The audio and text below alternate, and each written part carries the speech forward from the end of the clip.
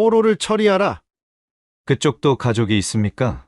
리연아는 총을 들고 도윤 앞에 섰습니다. 손이 떨렸어요. 저도 가족이 있었습니다. 아들이 있었어요. 아주 오래전에 잃어버렸습니다. 그 아들을 지금도 생각하십니까? 매일 밤 생각합니다. 이 바보 같은 세상아. 왜 하필 너냐? 리연아의 목소리가 갈라졌습니다. 총구 끝에서 눈물이 떨어졌어요.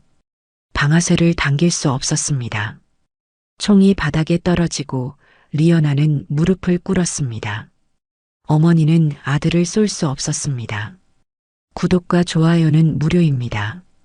지난 영상에서 서울에서 듣고 계신다고 댓글 남겨주신 희사매님, 정말 큰 힘이 되었습니다.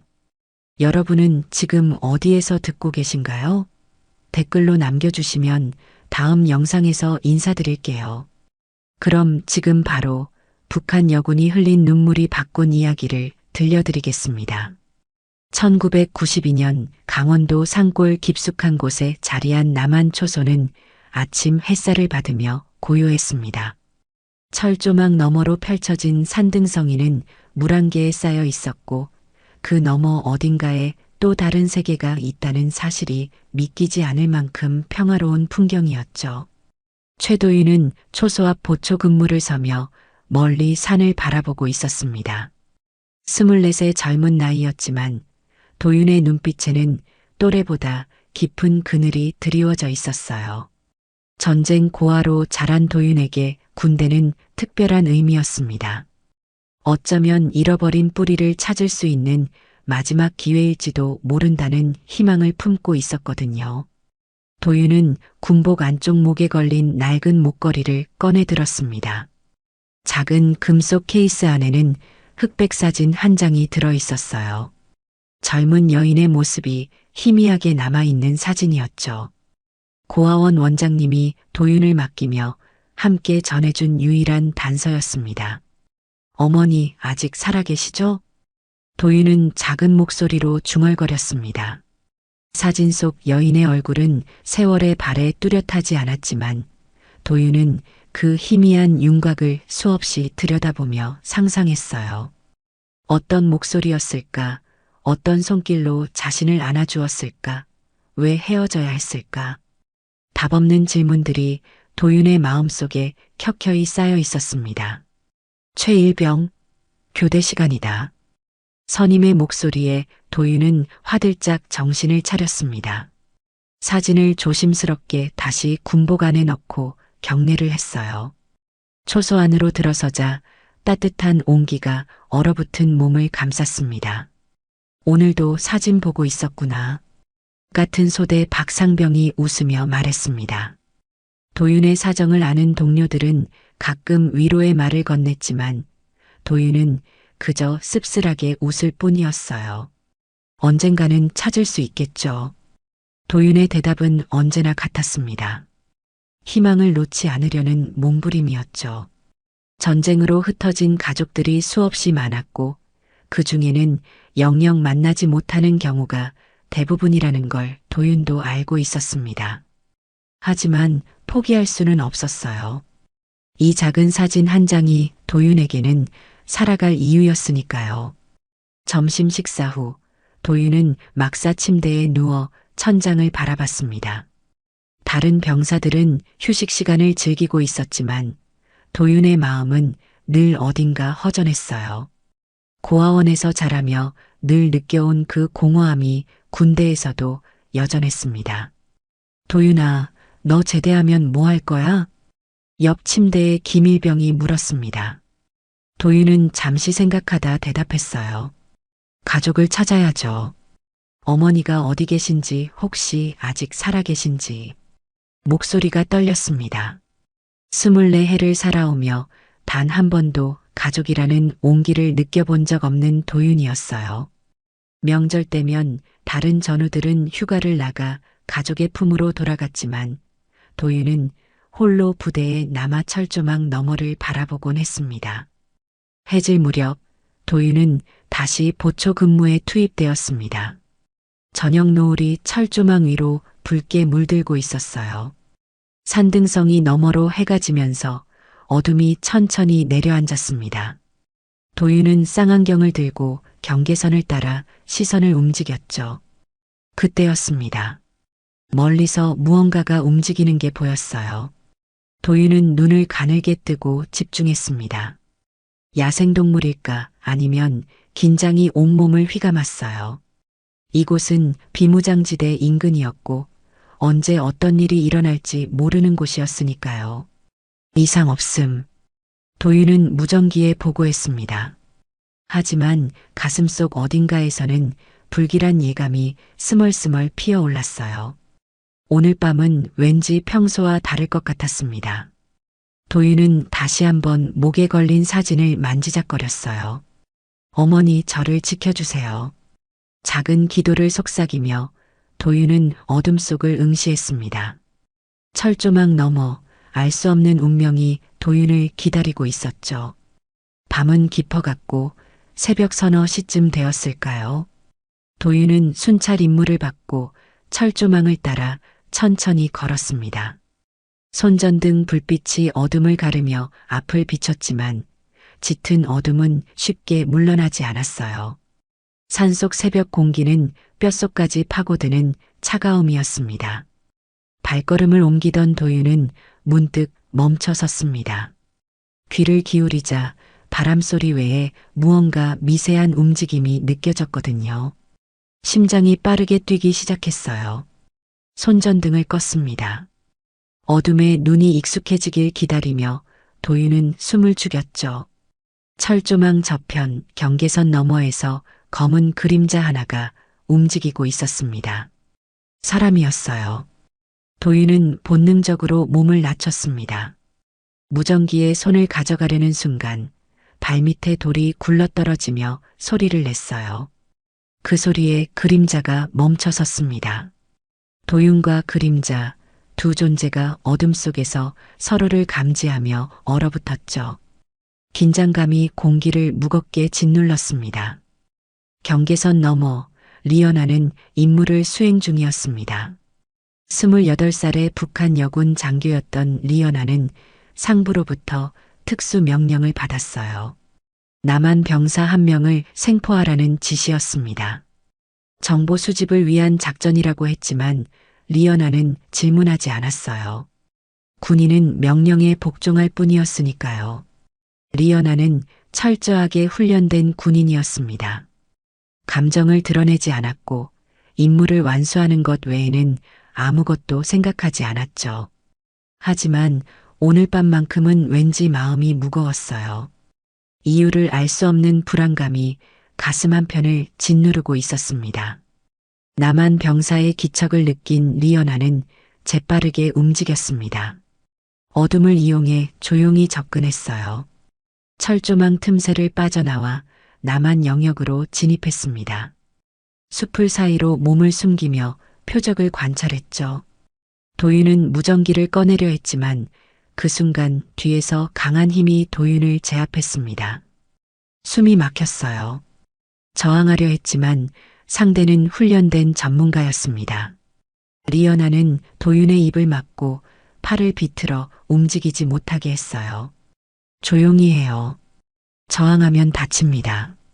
차갑고 낮은 목소리였습니다. 여자 목소리였어요. 도윤은 충격에 몸이 굳었습니다. 북한 여군이라니. 리연아는 도윤을 끌고 철조망 쪽으로 이동했어요. 다른 북한 병사 2명이 나타나 도윤을 붙잡았습니다. 빨리 움직여요. 리연아의 명령에 병사들은 도윤을 철조망 너머로 끌고 갔습니다. 도윤은 발버둥 쳤지만 소용없었어요.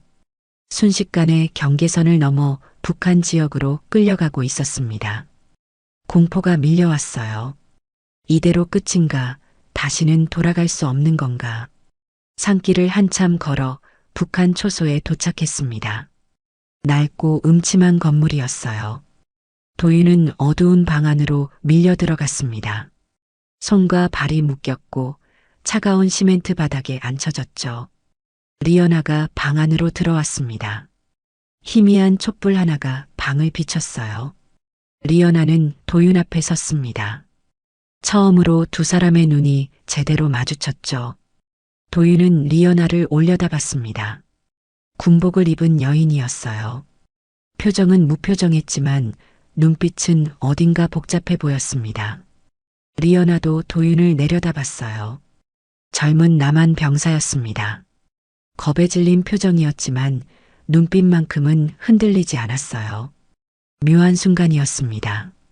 긴장감 속에서도 두 사람 사이에는 설명할 수 없는 낯설미 흘렀어요. 마치 어디선가 본 듯한 알 수 없는 기시감 같은 것이었습니다. 리연아는 고개를 돌렸습니다. 감정을 드러내서는 안 됐어요. 이 남한 병사는 포로일 뿐이었습니다. 신문해야 할 대상이었죠. 이름이 뭡니까? 리연아가 물었습니다.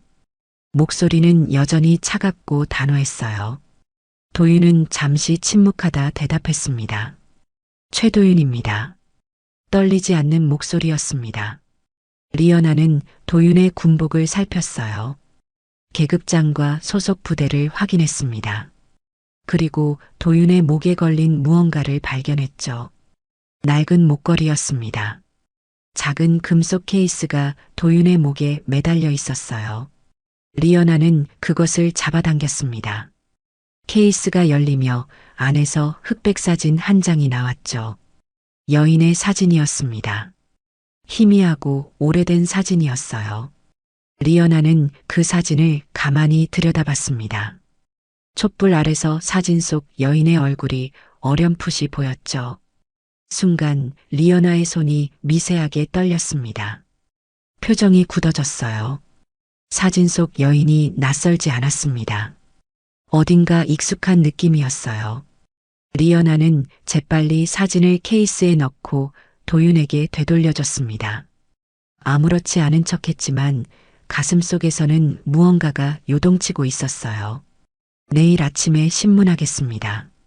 리연아는 냉정하게 말하고 방을 나갔습니다. 문이 닫히고 도윤은 어둠 속에 홀로 남겨졌어요. 리연아는 복도를 걸으며 깊은 숨을 내쉬었습니다. 그 사진이 자꾸 머릿속을 맴돌았습니다. 동이 트고 아침 햇살이 초소 창문으로 비쳐 들어왔습니다. 도윤은 밤새 한숨도 자지 못했어요. 차가운 바닥에 앉아있던 몸은 곳곳이 뻐근했습니다. 문이 열리며 북한 병사 2명이 들어와 도윤을 일으켜 세웠죠. 신문실로 이동한다. 병사들은 도윤을 복도 끝 작은 방으로 데려갔습니다. 낡은 책상과 의자 2개가 놓인 간소한 공간이었어요. 창문에는 철창이 가로막고 있었고 벽에는 페인트가 벗겨진 자국이 여기저기 보였습니다. 도윤은 의자에 앉혀졌습니다. 손은 여전히 묶여 있었어요. 잠시 후 문이 열리며 리연아가 들어왔습니다. 군복을 단정히 입은 모습이었죠. 손에는 서류 몇 장을 들고 있었어요. 리연아는 도윤 맞은편에 앉았습니다. 표정은 어젯밤과 마찬가지로 무표정했어요. 하지만 도윤을 바라보는 눈빛에는 어제와는 다른 무언가가 담겨 있었습니다. 리연아는 서류를 펼쳐놓고 펜을 들었어요. 이름이 무엇입니까?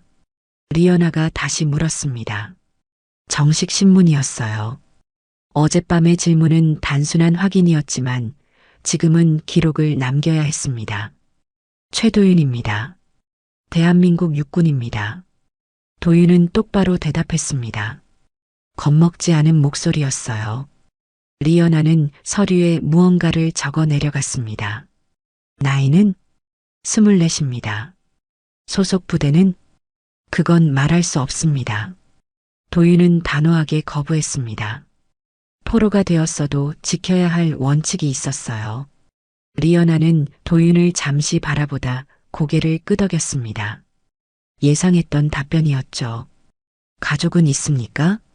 갑작스러운 질문에 도윤은 잠시 망설였습니다. 리연아의 눈빛이 묘하게 흔들리는 것 같았어요. 도윤은 천천히 입을 열었습니다. 없습니다. 전쟁 고아입니다. 리연아의 손이 멈췄습니다. 펜 끝이 서류 위에서 미세하게 떨렸어요. 전쟁 고아라는 말이 가슴을 찔렀습니다. 리연아는 애써 침착함을 유지하며 다시 물었어요. 부모님은 어떻게 되셨습니까? 모릅니다.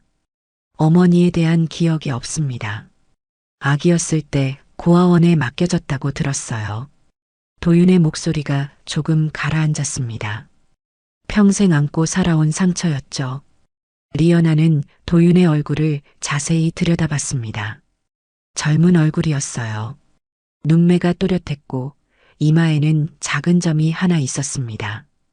출생지는 어딥니까? 고아원 원장님 말씀으로는 강원도 어딘가라고 하셨습니다. 정확하지는 않아요. 강원도. 리연아의 심장이 쿵 하고 뛰었습니다. 이 지역이었어요. 리연아가 24년 전 아기를 놓쳐버린 바로 그곳이었습니다. 리연아는 책상 위에 놓인 서류를 더듬거리며 뒤적였습니다. 손이 떨렸어요. 진정하려 했지만 쉽지 않았습니다. 어제 본 그 사진이 자꾸만 떠올랐거든요. 목에 걸고 있는 것은 무엇입니까? 리연아가 물었습니다. 도윤은 고개를 숙여 목걸이를 내려다봤어요. 어머니의 사진입니다. 제가 가진 유일한 단서예요. 보여주십시오. 리연아의 목소리에는 떨림이 배어 있었습니다. 도윤은 묶인 손을 들어 올려 목걸이를 보여줬어요. 리연아가 일어나 도윤에게 다가갔습니다. 목걸이의 케이스를 열었죠. 흑백 사진이 다시 나타났습니다. 어젯밤 촛불 아래서 본 것보다 훨씬 선명하게 보였어요. 아침 햇살이 사진을 비췄습니다. 리연아는 사진을 가만히 들여다봤어요. 젊은 여인의 얼굴이었습니다. 20대 초반쯤 되어 보이는 나이였어요. 긴 생머리에 단정한 옷차림이었습니다. 희미하게 미소 짓고 있는 표정이었죠. 리연아의 손이 바들바들 떨렸습니다. 이 얼굴을 알고 있었어요. 너무나도 잘 알고 있었습니다. 24년 전 거울 속에서 보던 바로 자신의 얼굴이었으니까요. 이 사진은 어디서 구했습니까? 리연아의 목소리가 갈라졌습니다. 도윤은 고개를 들어 리연아를 올려다봤어요. 리연아의 표정이 굳어 있었습니다. 무표정하던 얼굴에 처음으로 감정의 파편이 드러나고 있었죠. 고아원 원장님이 주셨습니다. 저를 맡긴 사람이 함께 둔 거라고 아마 제 어머니일 거예요. 도윤의 말이 끝나기도 전에 리연아는 사진을 내려놓았습니다. 몸을 돌려 창가로 걸어갔어요. 떨리는 다리를 간신히 지탱하며 창밖을 응시했습니다. 이럴 수가 있을까요? 세상에 이런 우연이 존재할 수 있을까요? 리연아는 눈을 감았습니다. 24년 전 그날이 생생하게 떠올랐어요. 전쟁이 한창이던 시절, 리연아는 갓난아기를 안고 산속을 헤매고 있었습니다. 적의 추격을 피해 도망치던 중이었어요. 아기는 계속 울어댔고 리연아는 절박했습니다. 아기를 안고는 살아남을 수 없다는 걸 알았죠. 결국 리연아는 선택했습니다. 마을 입구 고아원 문 앞에 아기를 조용히 내려놓았어요.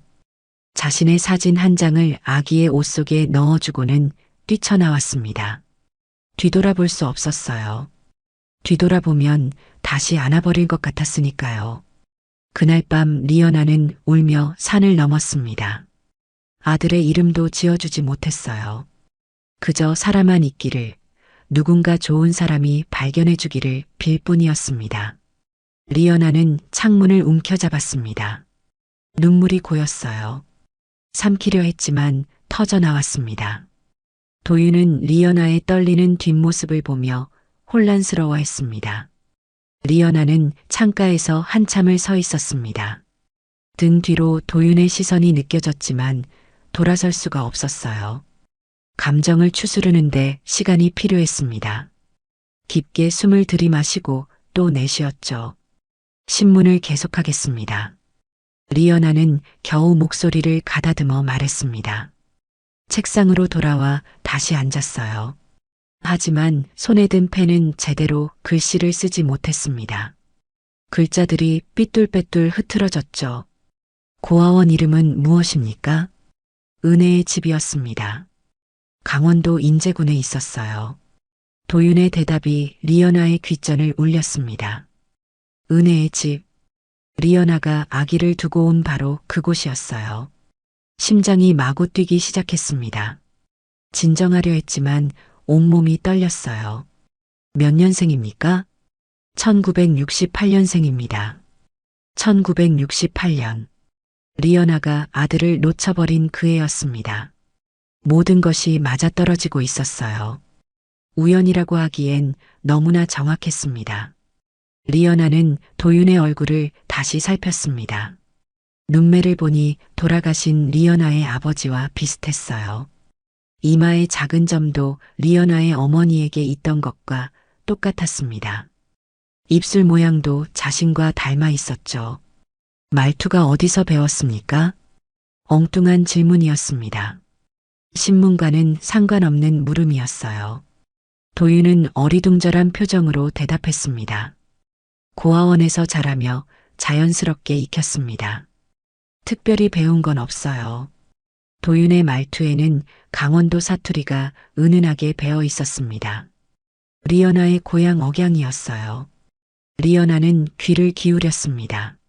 문장 끝을 올리는 억양 모음을 길게 느리는 버릇, 모두 리연아가 어릴 적 쓰던 말투였죠. 눈빛이 강해 보입니다. 리연아는 중얼거리듯 말했습니다. 도윤은 고개를 갸우뚱했어요. 신문이 이상한 방향으로 흘러가고 있었습니다. 리연아는 자신도 모르게 손을 뻗어 도윤의 얼굴을 만지려 했습니다. 하지만 손이 허공에서 멈췄어요. 안 돼, 안 돼. 리연아는 속으로 되뇌었습니다. 이건 착각일 뿐이야. 그럴 리 없어. 나이가 24이라 했습니까? 네, 맞습니다. 생일은 언제입니까? 정확한 생일은 모릅니다. 고아원에 발견된 날을 기준으로 3월로 정해졌어요. 3월. 리연아가 아들을 놓친 달이었습니다. 봄이 오려는 차가운 새벽이었어요. 눈이 녹기 시작하던 3월 초순이었죠. 리연아는 더 이상 신문을 이어갈 수 없었습니다. 질문들이 머릿속에서 뒤섞였어요. 무엇을 물어야 할지, 무엇을 기록해야 할지 알 수 없었습니다. 오늘 신문은 여기까지입니다. 리연아는 서류를 급히 모아들었습니다. 의자를 뒤로 밀며 일어섰어요. 도윤은 어리둥절한 표정으로 리연아를 바라봤습니다. 병사, 포로를 방으로 데려가시오. 리연아의 명령에 북한 병사들이 들어와 도윤을 끌고 나갔습니다. 문이 닫히고 리연아는 홀로 남았어요. 책상에 주저앉아 머리를 감싸쥐었습니다. 설마 아니겠지. 그럴 리가 없어. 리연아는 스스로에게 말했습니다. 하지만 마음속 깊은 곳에서는 이미 알고 있었어요. 모든 증거가 한 방향을 가리키고 있었습니다. 저녁이 되었습니다. 리연아는 식사도 하지 않고 집무실에 앉아 있었어요. 창밖으로 어둠이 내려앉았습니다. 리연아의 머릿속엔 24년 전 그날이 끊임없이 재생되고 있었죠. 작전 중이었습니다. 리연아는 갓 낳은 아기를 품에 안고 산속을 헤매고 있었어요. 남편은 전쟁터에서 전사했고 리연아는 홀로 아기를 지켜야 했습니다. 하지만 적군의 추격은 점점 가까워졌어요. 리연아는 결단을 내렸습니다.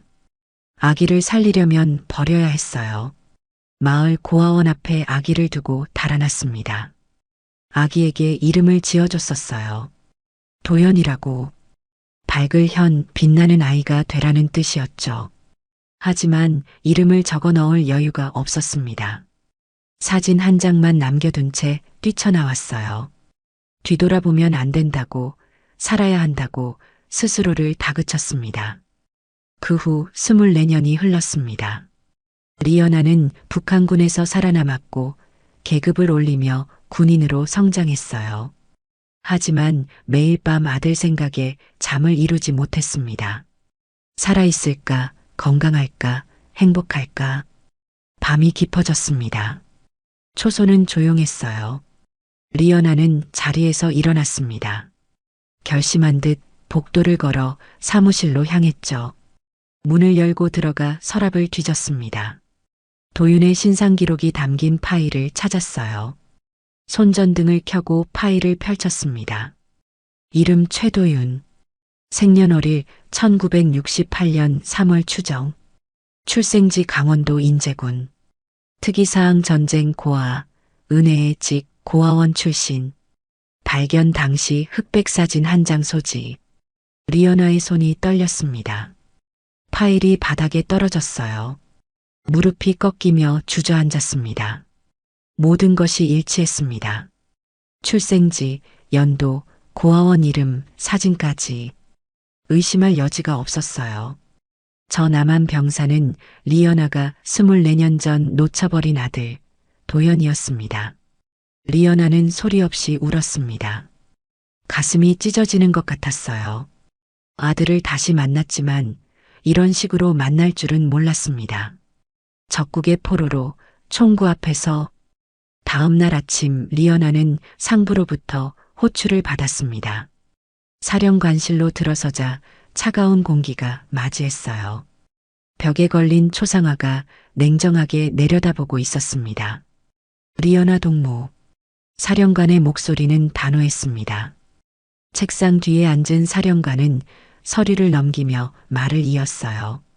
남한 포로에 대한 결정이 내려졌소. 정보 가치가 없다는 판단입니다. 리연아의 가슴이 철렁 내려앉았습니다. 정보 가치가 없다는 말은 곧 처리하라는 뜻이었어요. 입술이 바짝 말랐습니다. 동무가 직접 처리하시오. 오늘 저녁까지. 사령관 동무, 그건. 리연아가 말을 꺼내려 했지만 사령관은 손을 들어 막았습니다. 명령이요. 군인은 명령에 복종해야 합니다. 더 이상 말할 수 없었습니다. 리연아는 경례를 하고 사령관실을 나왔어요. 복도를 걸으며 온몸이 무너져 내리는 것 같았습니다. 이럴 수가 있나요? 24년 만에 다시 만난 아들을 리연아 자신의 손으로 죽여야 한다니. 세상에 이보다 잔인한 운명이 또 있을까요? 리연아는 벽에 기대어 섰습니다. 숨을 제대로 쉴 수가 없었어요. 하지만 명령을 거부할 수는 없었습니다. 군인으로서, 북한의 장교로서 명령 불복종은 곧 죽음을 의미했어요. 리연아뿐만 아니라 주변 사람들까지 연좌제로 처벌받을 수 있었습니다. 리연아는 무기고로 향했습니다. 총을 꺼내 들었어요. 차가운 금속의 감촉이 손바닥에 전해졌습니다. 총을 확인하고 탄창을 장전했죠. 모든 동작이 기계적이었습니다. 해가 저물기 시작했습니다. 리연아는 도윤이 갇혀있는 방으로 향했어요. 복도를 걸으며 발걸음 하나하나가 무거웠습니다. 총을 든 손이 떨렸어요. 문 앞에 섰습니다. 심호흡을 했습니다. 문을 열었어요.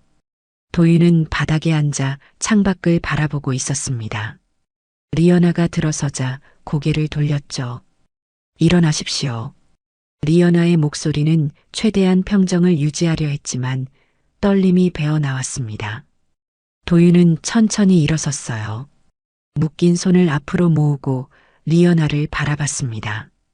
리연아는 총을 들어 도윤을 겨눴습니다. 총구가 도윤의 가슴을 향했어요. 손가락이 방아쇠에 걸렸습니다. 하지만 당길 수가 없었어요. 왜 그러십니까? 도윤이 조용히 물었습니다. 겁에 질린 목소리가 아니었어요. 오히려 담담했습니다. 죽음을 예감하면서도 평온한 표정이었죠. 명령입니다. 포로를 처리하라는. 리연아의 목소리가 갈라졌습니다. 총을 든 손이 심하게 떨렸어요. 도윤은 리연아의 눈을 똑바로 바라봤습니다. 그쪽도 가족이 있습니까? 갑작스러운 질문이었습니다. 리연아는 숨이 막혔어요. 가족, 바로 눈앞에 있지 않습니까? 24년 전 놓쳐버린 아들이 지금 리연아의 총구 앞에 서 있었습니다. 왜 그런 걸 묻습니까? 그냥 궁금해서요. 저는 평생 가족이 없었습니다. 그래서 가족이 있는 사람들이 부러웠어요. 도윤의 목소리에는 슬픔이 배어 있었습니다. 리연아의 가슴이 찢어지는 것 같았어요. 눈물이 차올랐습니다. 참으려 했지만 한 방울이 뺨을 타고 흘러내렸습니다. 저도 가족이 있었습니다. 리연아는 떨리는 목소리로 말했습니다. 총구가 아래로 흔들렸어요. 아들이 있었어요. 아주 오래전에 잃어버렸습니다.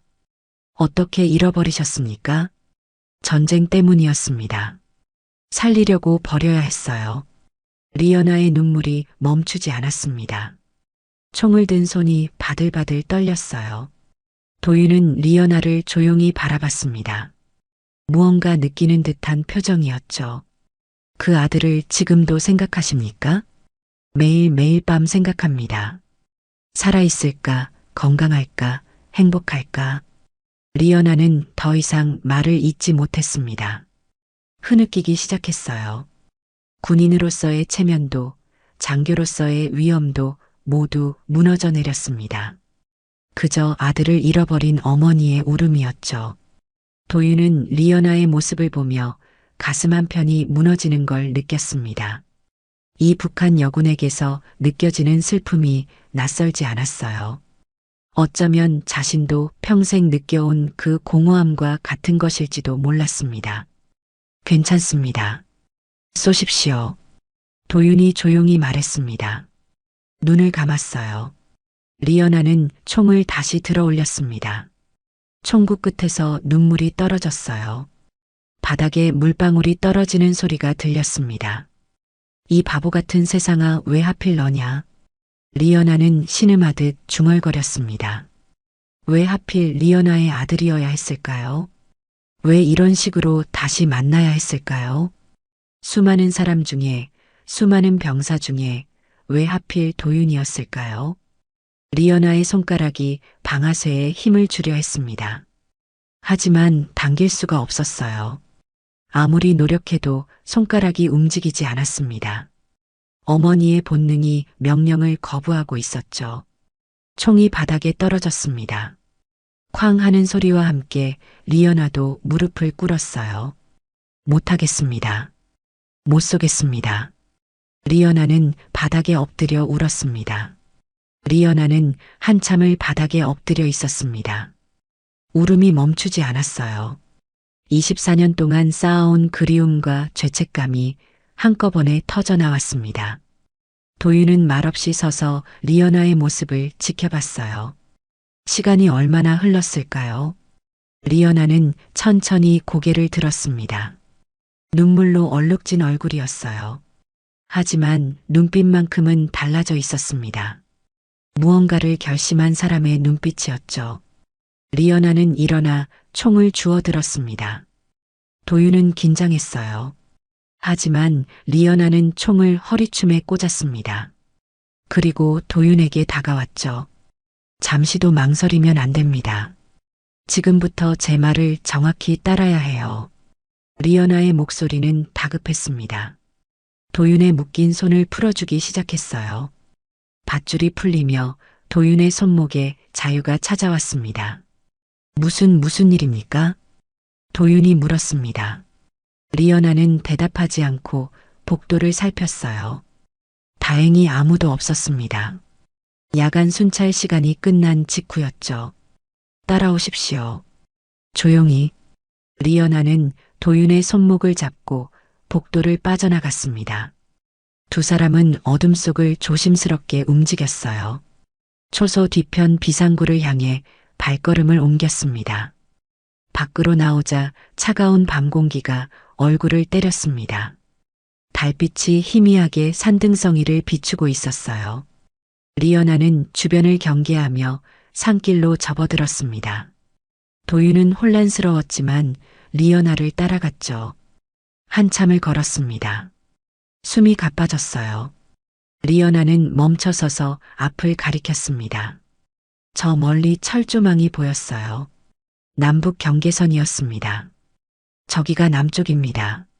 철조망을 넘으면 당신의 나라예요. 리연아가 말했습니다.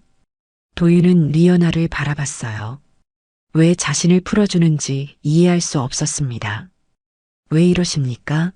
명령을 어기면 어떻게 됩니까? 그건 제가 감당할 일입니다. 리연아는 단호하게 말했습니다. 도윤의 어깨에 손을 얹었어요. 눈빛이 간절했습니다. 지금 달려요. 남쪽으로. 절대 돌아보지 마십시오. 하지만 질문하지 마세요. 시간이 없어요. 곧 순찰조가 돌 겁니다. 리연아는 도윤을 떠밀었습니다. 도윤은 비틀거리며 앞으로 나아갔어요. 하지만 다시 돌아섰습니다. 리연아의 얼굴을 똑바로 바라봤죠. 이유를 알고 싶습니다. 왜 저를 살려주십니까? 리연아는 입술을 깨물었습니다. 말해야 할까요? 말하지 말아야 할까요? 진실을 알려주면 도윤은 어떤 반응을 보일까요? 하지만 시간이 없었어요. 그냥 가십시오. 그게 답입니다. 리연아는 고개를 돌렸습니다. 도윤의 얼굴을 더 이상 볼 수 없었어요. 보면 붙잡고 싶어질 것 같았습니다. 도윤은 한참을 서 있다가 천천히 몸을 돌렸습니다. 철조망을 향해 걸어가기 시작했어요. 리연아는 그 뒷모습을 지켜봤습니다. 가슴이 찢어지는 것 같았죠. 몇 걸음 가다 도윤이 다시 멈춰 섰습니다. 목에 걸린 목걸이를 만졌어요. 그리고 돌아서서 리연아에게 다가왔습니다. 이걸 드리고 싶습니다. 도윤은 목걸이를 풀어 리연아에게 내밀었습니다. 리연아는 깜짝 놀라 손사래를 쳤어요. 안 됩니다. 그건 당신의 유일한 제 목숨을 살려주셨습니다. 이걸로도 부족하지만 받아주십시오. 도윤은 리연아의 손에 목걸이를 쥐어줬습니다. 따뜻한 온기가 느껴졌어요. 리연아는 목걸이를 꽉 쥐었습니다. 케이스를 열었죠. 흑백 사진이 다시 나타났습니다. 달빛 아래서 사진이 희미하게 빛났어요. 리연아는 사진을 들여다봤습니다. 젊은 시절 자신의 모습이었죠. 이 사진 속 사람이 제 어머니입니다. 언젠가 꼭 찾고 싶었어요. 도윤의 말에 리연아의 눈에서 또다시 눈물이 흘러내렸습니다. 사진을 뒤집었어요. 뒷면에는 연필로 흐릿하게 쓴 글씨가 있었습니다. 24년 전 리연아가 직접 쓴 글씨였어요. 리연아. 자신의 이름이 적혀 있었습니다. 아들이 혹시라도 자신을 찾을 수 있게 단서를 남겨둔 것이었죠. 하지만 글씨가 너무 작고 흐려서 도윤은 알아보지 못했나 봅니다. 리연아는 사진을 손에 꼭 쥐었습니다. 가슴에 품었어요. 그리고 도윤을 바라봤습니다.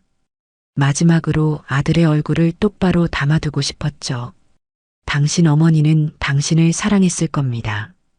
버릴 수밖에 없었지만 매일 그리워했을 거예요. 리연아의 목소리가 떨렸습니다. 도윤은 고개를 끄덕였어요. 그랬으면 좋겠습니다. 분명 그랬을 겁니다. 의심하지 마세요. 리연아는 도윤의 어깨를 다시 한번 밀었습니다. 이번엔 힘을 주어 떠밀었어요. 이제 정말 가야 합니다. 더 이상 시간이 없어요. 도윤은 마지막으로 리연아를 바라봤습니다. 인사를 하려 했지만 리연아가 고개를 저었어요. 도윤은 몸을 돌려달리기 시작했습니다. 철조망을 향해 전력으로 뛰었죠. 리연아는 그 모습을 지켜봤습니다. 도윤이 점점 멀어졌어요. 철조망에 도착해 넘기 시작했습니다. 손에 쥔 사진이 달빛을 받아 반짝였어요. 잘 가거라, 내 아들아. 리연아는 속삭였습니다. 도윤이 철조망을 넘는 순간 하늘에서 눈이 내리기 시작했습니다. 처음엔 가볍게 흩날리던 눈송이가 점점 굵어지더니 폭설로 변해갔어요. 시야가 하얗게 가려졌습니다. 도윤은 철조망을 간신히 넘어 남쪽 땅에 발을 디뎠습니다. 넘어지며 손바닥이 눈 덮인 땅에 닿았어요. 차가웠습니다. 하지만 살았다는 안도감이 밀려왔죠. 일어서서 뒤를 돌아봤습니다. 리연아의 모습이 눈보라 속에서 희미하게 보였어요. 리연아는 여전히 그 자리에 서서 도윤을 바라보고 있었습니다. 손에 쥔 사진을 가슴에 꼭 끌어안았어요. 눈송이가 리연아의 어깨에 내려앉았습니다. 그때였습니다. 멀리서 고함 소리가 들려왔어요. 포로가 탈출했다. 저기다. 북한 초소에서 병사들이 뛰쳐나왔습니다. 손전등 불빛이 어둠을 가르며 움직였어요. 순찰 교대 시간에 도윤의 실종이 발각된 것이었습니다. 리연아는 순간 얼어붙었습니다. 병사들이 빠르게 다가오고 있었어요. 총을 든 병사 서너 명이었습니다. 리연아는 도윤을 돌아봤어요. 도윤은 철조망 너머에서 망설이고 있었습니다. 빨리 도망쳐요. 빨리. 리연아가 소리쳤습니다. 하지만 도윤은 움직이지 않았어요. 리연아를 걱정하는 눈빛이었습니다. 병사들이 도착했습니다. 선두에 선 병사가 총을 들어 도윤을 겨눴어요. 발포한다. 병사의 손가락이 방아쇠에 걸렸습니다. 총구가 도윤을 향했어요. 순간 리연아가 병사 앞을 가로막았습니다. 팔을 벌려 도윤을 가렸죠. 쏘지 마시오. 리연아의 외침에 병사들이 당황했습니다. 상급 장교인 리연아가 포로를 보호하고 있었어요. 이해할 수 없는 상황이었죠. 리연아 동무 비키시오. 명령입니다. 병사가 소리쳤습니다. 하지만 리연아는 움직이지 않았어요. 총을 빼들어 병사들을 향해 겨눴습니다. 한 발자국도 더 오지 마시오. 리연아의 목소리는 떨렸지만 결연했습니다. 병사들은 혼란스러워했어요. 장교가 명령을 거역하고 총을 겨누다니.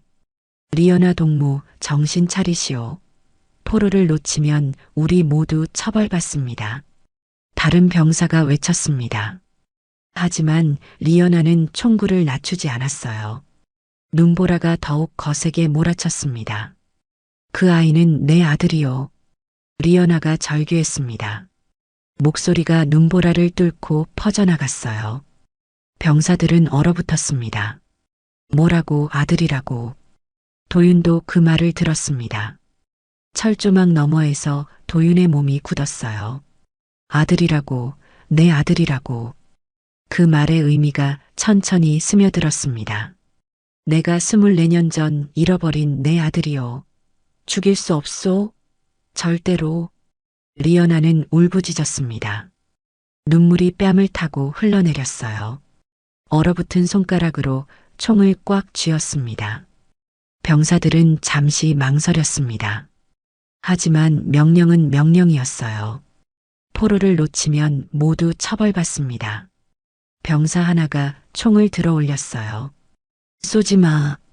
리연아가 외쳤지만 총성이 울렸습니다. 리연아는 재빨리 하늘을 향해 발포했어요. 경고 사격이었습니다. 병사들이 움찔했죠. 다음은 맞출 겁니다. 물러서시오. 리연아의 눈빛은 진지했습니다. 하지만 병사들도 물러설 수 없었어요. 또 다른 총성이 울렸습니다. 이번엔 리연아를 향한 것이었어요. 총알이 리연아의 어깨를 스쳤습니다. 피가 흘렀어요. 리연아는 비틀거렸지만 넘어지지 않았습니다. 총을 다시 들어 올렸죠. 도윤, 지금 당장 달려요. 리연아가 절박하게 소리쳤습니다. 도윤의 이름을 처음으로 불렀어요. 도윤은 눈물을 흘리며 고개를 저었습니다. 갈 수가 없었어요. 어머니를, 이제야 찾은 어머니를 두고 갈 수 없었습니다. 가란 말이야. 리연아의 비명 같은 외침이 눈보라를 뚫었습니다. 그리고 병사들을 향해 총을 쐈어요. 허공을 향한 사격이었지만 병사들을 위협하기엔 충분했습니다. 병사들이 반격했습니다. 여러 발의 총성이 동시에 울렸어요. 리어나의 몸이 뒤로 밀려났습니다. 가슴에, 배에 총알이 박혔어요. 리어나는 그대로 눈 덮인 땅에 쓰러졌습니다. 안 돼. 도윤이 비명을 질렀습니다. 철조망을 다시 넘으려 했어요. 하지만 병사들이 총을 겨눴습니다. 도윤은 멈춰 설 수밖에 없었죠. 리어나는 눈 위에 누워 하늘을 바라봤습니다. 눈송이가 얼굴에 내려앉았어요. 차갑고 고요했습니다. 손에서 힘이 빠지며 사진이 떨어졌어요. 흑백 사진이 하얀 눈 위에 놓였습니다. 젊은 리어나의 미소가 눈송이 사이로 보였어요. 모자의 미소였습니다. 24년의 시간을 넘어 마침내 만났지만 이별해야 하는 순간이었죠. 리어나는 희미해지는 의식 속에서 도윤을 바라봤습니다. 눈보라 너머로 도윤의 모습이 흐릿하게 보였어요. 입술이 움직였습니다. 미안하다 아들아. 목소리는 나오지 않았습니다. 하지만 마음은 전해졌을까요? 리어나의 눈이 천천히 감겼습니다. 도윤은 무릎을 꿇고 울부짖었습니다. 30년이라는 세월이 흘렀습니다.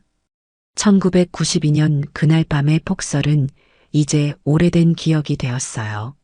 하지만 도윤에게 그날은 결코 잊히지 않는 날이었습니다. 서울 국립현충원. 봄날의 따뜻한 햇살이 나무 사이로 비쳐들고 있었어요.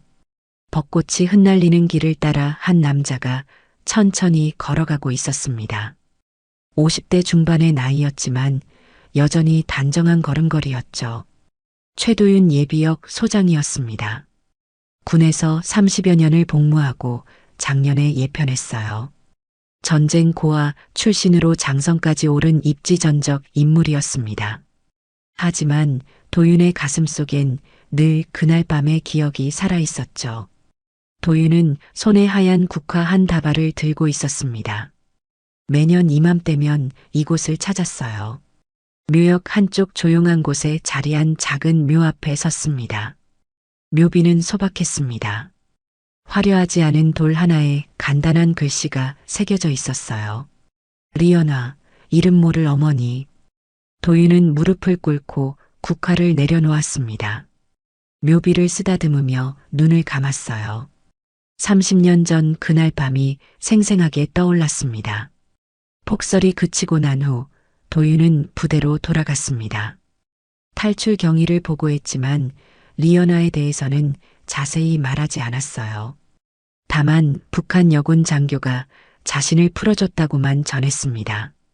그 후 도윤은 군에 남기로 결심했습니다.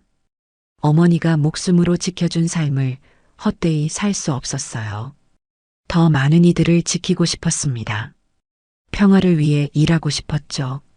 세월이 흐르며 남북 관계에도 변화가 찾아왔습니다. 교류가 시작되었고 이산 가족 상봉이 이루어졌어요. 도윤은 그 기회를 통해 리어나에 대해 알아보기 시작했습니다. 오랜 시간이 걸렸습니다. 수많은 자료를 뒤지고 증언을 모으고 기록을 찾았어요. 그리고 마침내 진실을 알게 되었습니다. 리어나라는 북한 여군 장교가 포로를 풀어주다 총에 맞아 사망했다는 기록을 발견한 것이었죠. 더 놀라운 사실은 그 다음에 밝혀졌습니다. 출생 기록과 고아원 자료를 대조한 결과 리어나가 도윤의 생모라는 사실이 확인되었어요. 도윤은 그 순간을 평생 잊을 수 없었습니다. 24년 만에 다시 만난 모자였지만 단 하루도 함께하지 못했습니다. 어머니는 아들을 살리기 위해 목숨을 바쳤고 아들은 그 사실을 뒤늦게 알았죠.